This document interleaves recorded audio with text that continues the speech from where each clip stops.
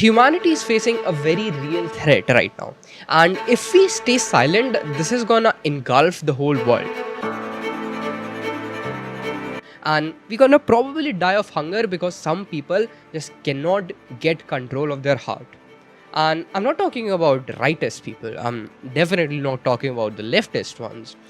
What I'm talking about is something very real. I'm talking about both left and right. Because it seems very clear that no one actually gives a fuck about real humans. So for example, let's talk about more rightist politics, right? So rightist politics, they actually care about their values more than they care about our lives. It seems very real. Let's talk about in India. In India, this is very real. They care about their values more rather than the actual development. कहा कि अगर पढ़ लेगी लड़की और वो जब शादी होगा लड़का लड़की में, तो जो पुरुष है वो तो रोज रात में जो सदिया होता है उसके साथ करता है ना, तो उसी में और पैदा हो जाता है।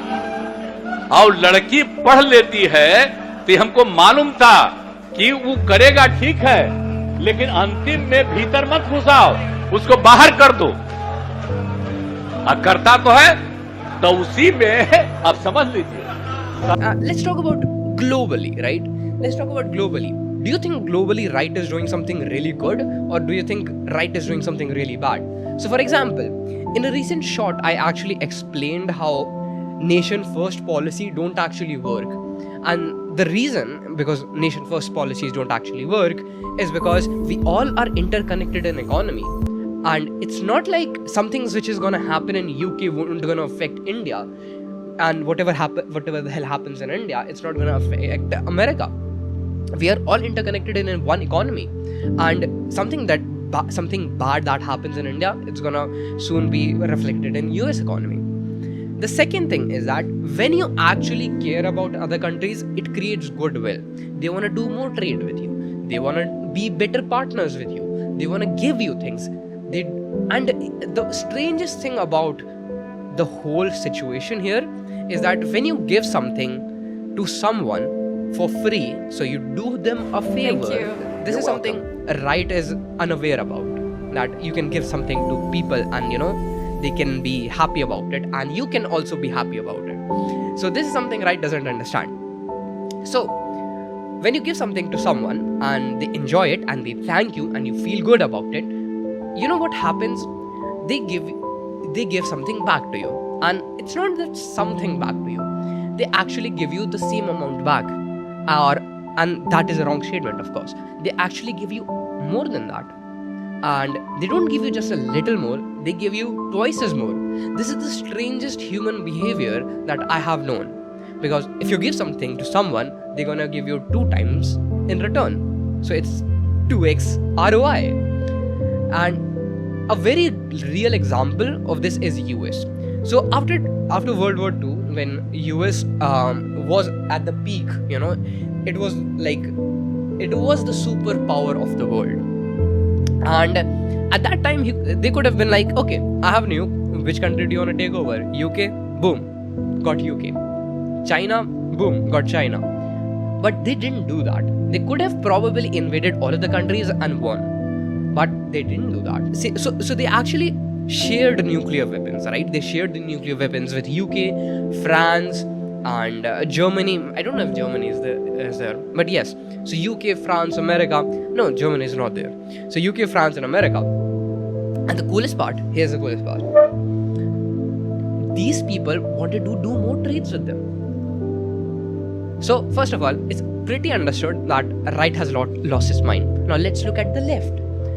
One of the things that Jordan B. Peterson really advocates for, so more important than being empathetic is being empathetic towards the right person at the right time, at the right place. So if you're empathetic towards a wrong person, that's gonna hurt.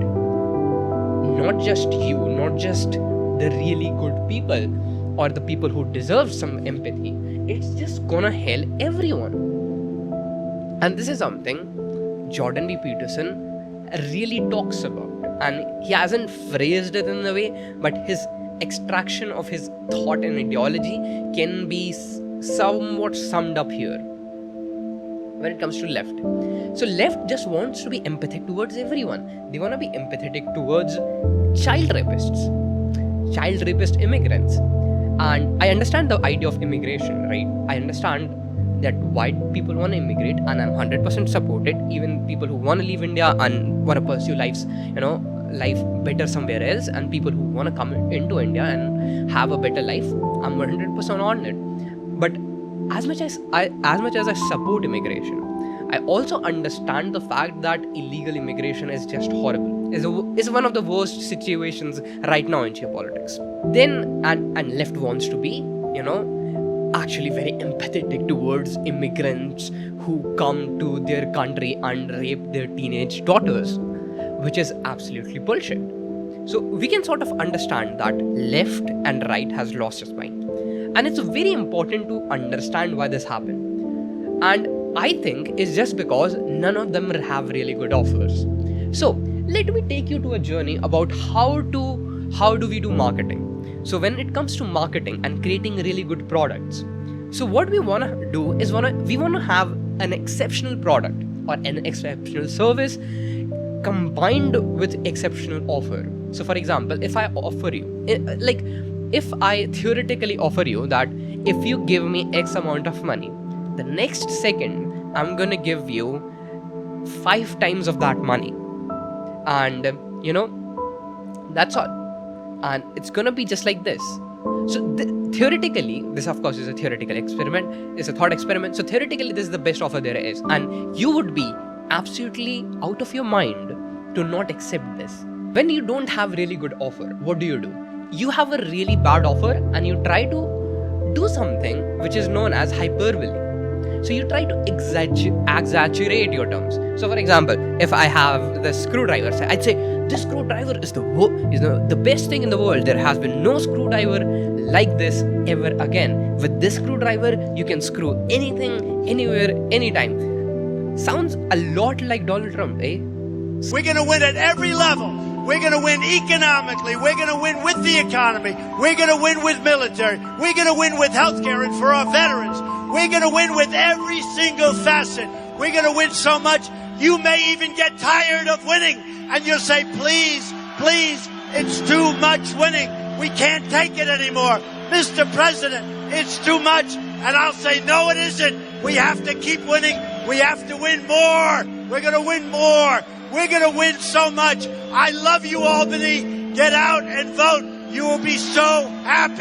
So, politicians have understood that the best way to sell their crappy ideas is through hyperbole.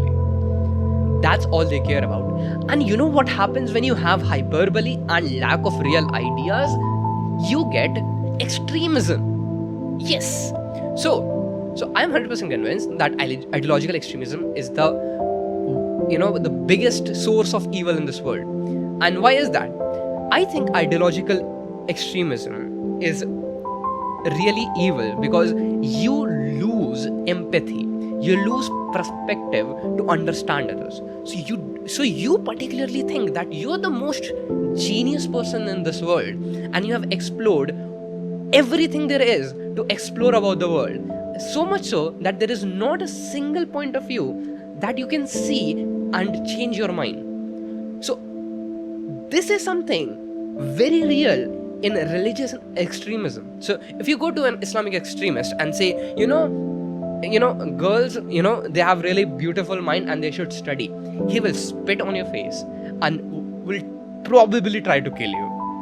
And if you go to a rightist person and say, immigrants, sometimes they are evil, but they are really hardworking, and I think he's going to do the same. If I go to Trump and I say, some of the illegal immigrants, they're really helping your economy, he's going to just spit on my face.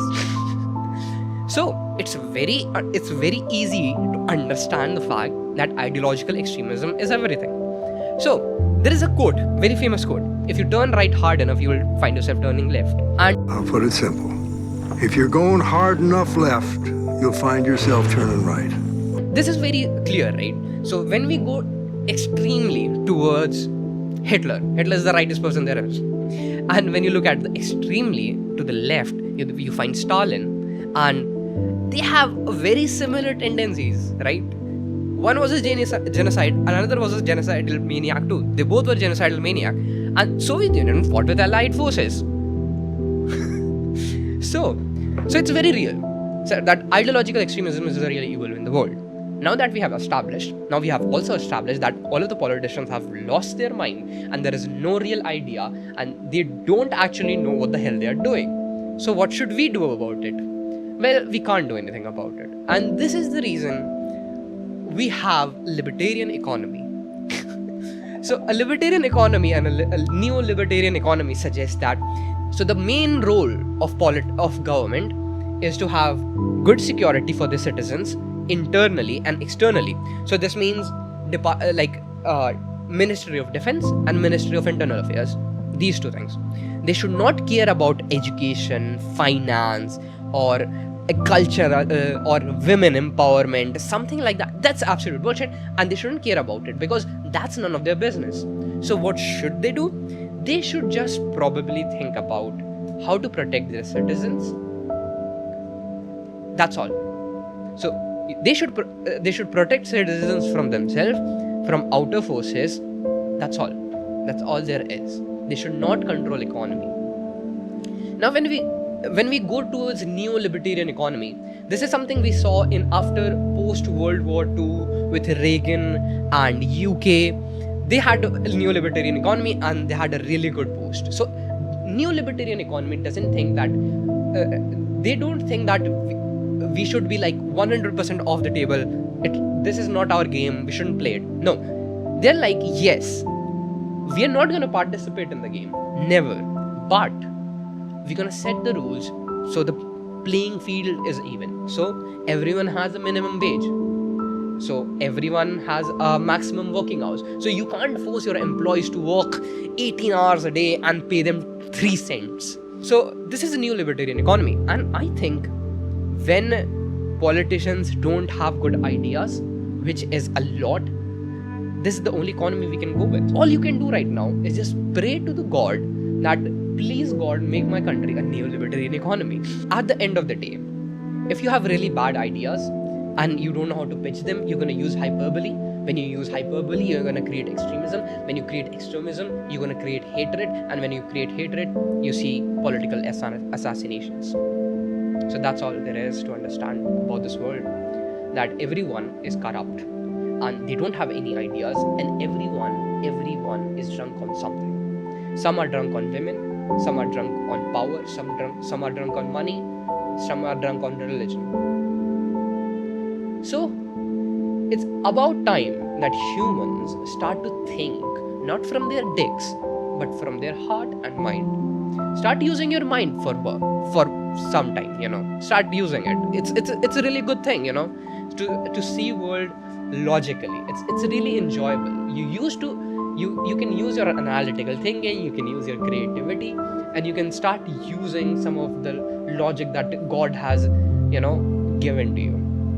And I think moving forward, if we do actually want to care about this world, and if we want to progress from this, we have to choose centrism. So what that means, that it doesn't mean, it doesn't mean that right says something, left says something, there should be a middle ground. No, absolutely no. If right says something and left says something and there is a middle ground, that's great. But if left is wrong and right is right and there is no middle ground, it's best to go with the right. And if in the next form there is left is right and right is wrong, we can go with left.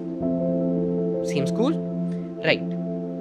So I think the centrism has to change its mind, and it shouldn't be like, okay, we need to find a middle ground. I think we just need to find the best of ideas and go with it instead of being chained by our tribalism. So if we identify ourselves with the right, we're going to take really bad decisions somewhere.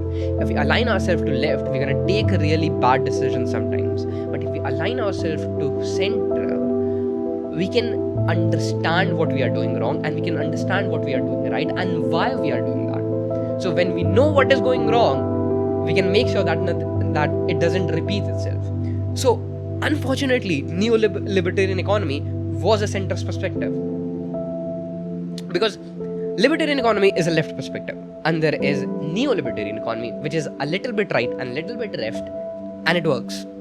So guys, I would love to understand your perspective and your understanding of the left and right in the comments, and I think you should really like this video, and you should see another video which I have somewhere here where I explain how caste system in India actually works.